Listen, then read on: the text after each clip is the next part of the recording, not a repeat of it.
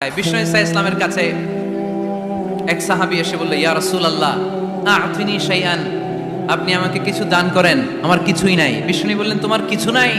সাহাবী বললেন, ইয়া রাসূলুল্লাহ ঘরে আমার শুধু দুইটি জিনিস আছে। কয়টা? চিল্লায় বলেন কয়টা?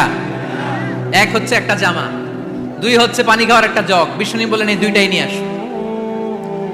বিশ্বনবীর কথা শুনে ওই সাহাবী ঘর থেকে জামা নিয়ে আসলেন, পানি খাওয়ার জগ নিয়ে আসলেন।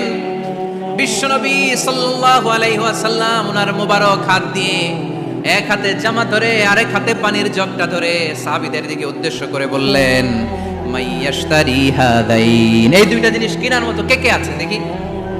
কয়েকজন হাত তুললো। বিশ্বনবী বললেন, কত দিয়ে কিনবা?